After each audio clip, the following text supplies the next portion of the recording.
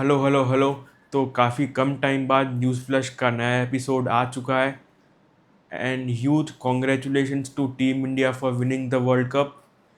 हाँ, ये world cup के बाद का मेरा फर्स्ट वीडियो है तो अभी बोल रहा हूँ। So the US and Israel jointly attacked Iran aiming for regime change, showing some sore losers how it's done. तो पार्ट वन पूरा इसी चीज़ को डेडिकेटेड है और बाकी चीज़ें पार्ट टू में आएगी, क्योंकि ईरान में इतना कुछ है कि पार्ट वन पूरा इसी में चला गया।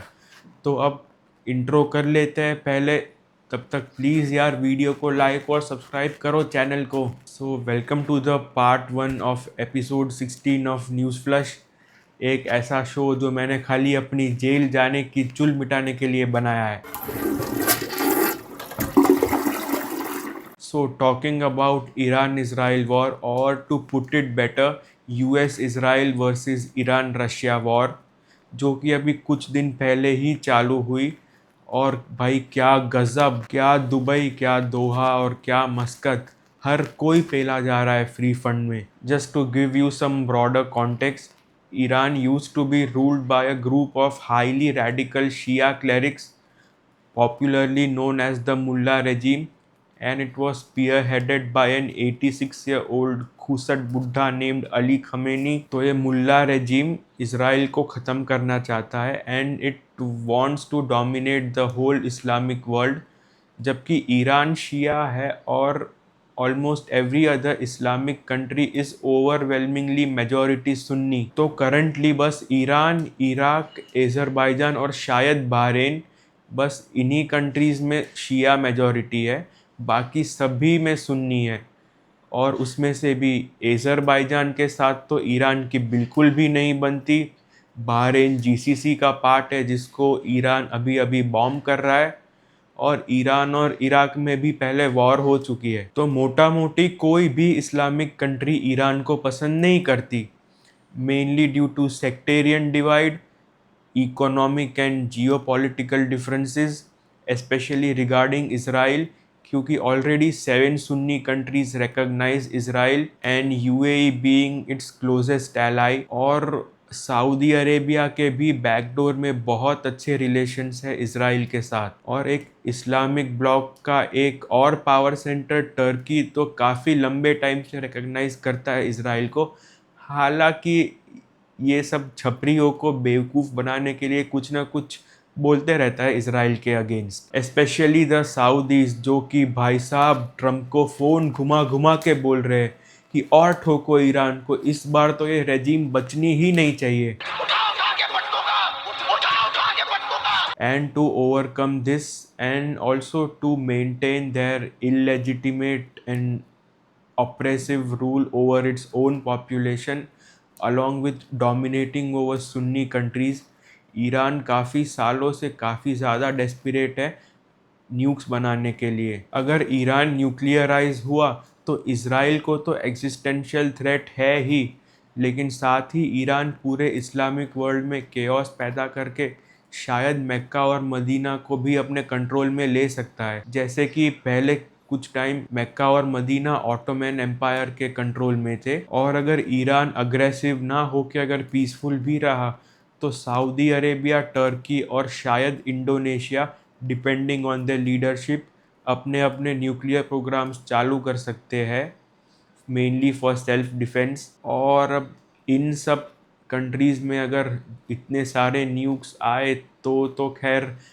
पता ही है कि क्या हो सकता है। एज इन कंट्रीज़ का कोई भरोसा नहीं है कि कब कोई रैडिकल पावर में आ जाए और पूरी ह्यूमन रेस को खतरे में डाल दे। अब इस खमेनी ने ओबामा के टाइम पे यूएस के साथ एक न्यूक्लियर डील साइन की थी। The deal mainly aimed at Iran being able to stay away from US sanctions, keep selling the oil in the international markets and somewhat stabilise their economy, जो कि ऐसे regimes के लिए काफ़ी important है stability maintain करने में, on the condition of reducing uranium enrichment two way below what's required for nuclear weapons for the term of 15 years. लेकिन कुछ कुछ चीज़ों में ईरान इस न्यूक्लियर डील को सीक्रेटली वायोलेट भी करता आया था, along with working on intercontinental ballistic missile program. But as everyone knows, then Trump became president in 2016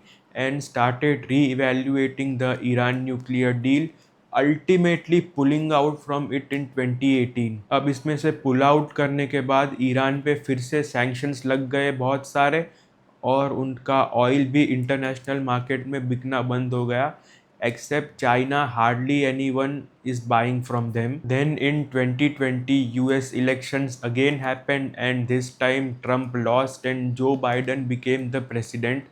और जो बाइडन से काफ़ी ज़्यादा उम्मीदें थी कि वो इस न्यूक्लियर डील को फिर से रिवाइव करे, लेकिन हो नहीं पाया unfortunately.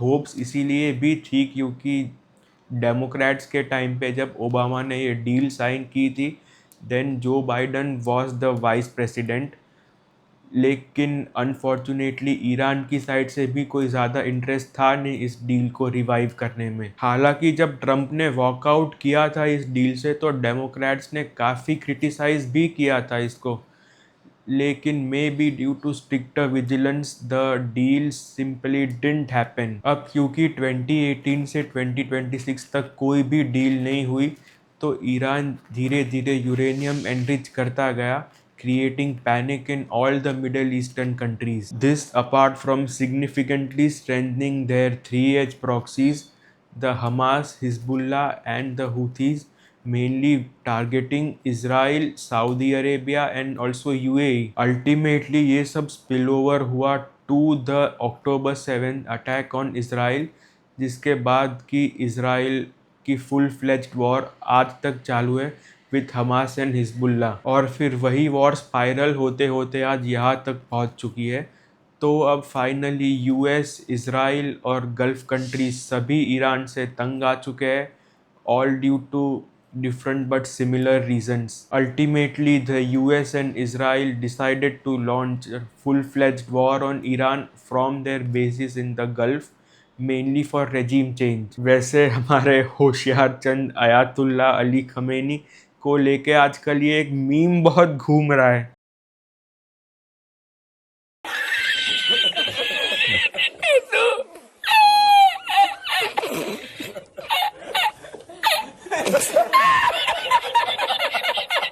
Yeah, the US and Israel got him on the very first day of the war in an airstrike जिसमें कि उसका बेटा मुस्तफ़ा खमेनी भी सीरियसली इंजर्ड हुआ है एज पर सोर्सेज, लेकिन इंजर्ड होने के कुछ ही दिन बाद ही उसको नया सुप्रीम लीडर डिक्लेयर कर दिया गया, और अब तक एक भी पब्लिक अपीयरेंस या वॉइस नोट कुछ भी नहीं आया apart from a cardboard. We know the new so-called not-so-supreme leader is wounded and likely disfigured. He put out a statement yesterday, a weak one, actually, but there was no voice and there was no video.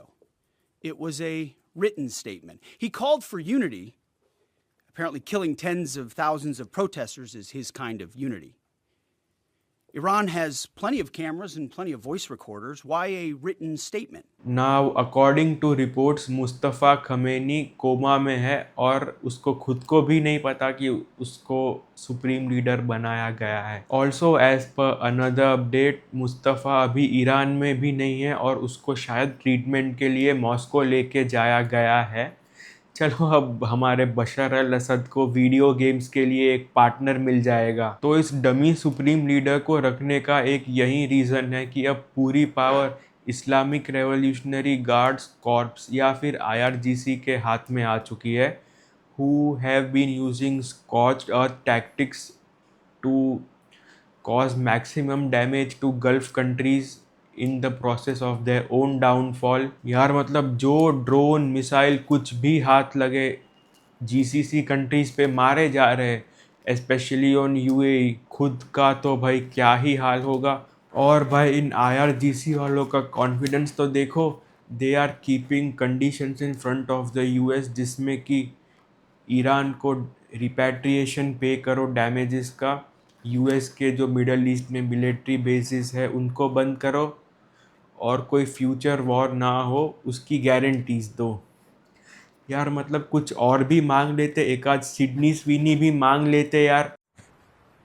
चूतिया लिखा है क्या? Thankfully, their stockpile of drones and missiles have been mostly obliterated, and compared to the first few days, इनकी capabilities almost ख़त्म ही हो चुकी है।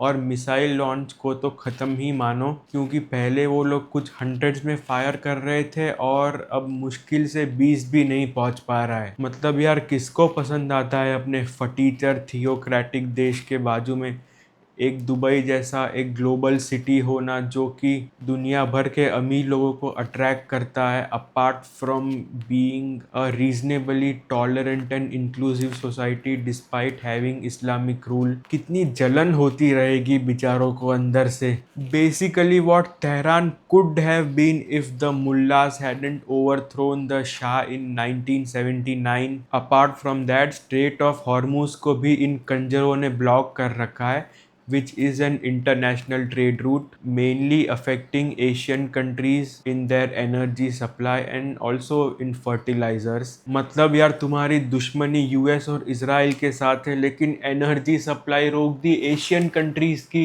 ये क्या साला खिड़की तो खुला ही रख के गया रे, क्या गुंडा बनेगा रे तू।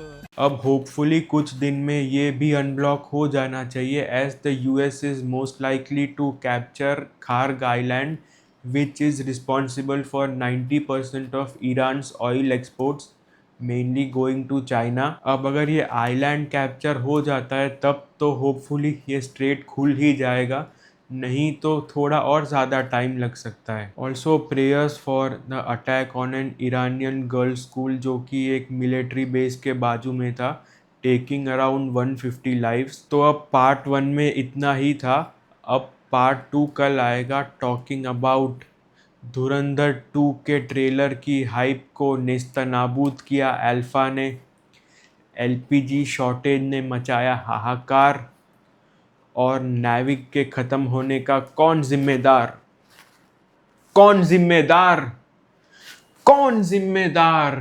तब तक बस वीडियो को लाइक और सब्सक्राइब कर दो चैनल को, ताकि ऐसे ही वीडियोस आते रहे।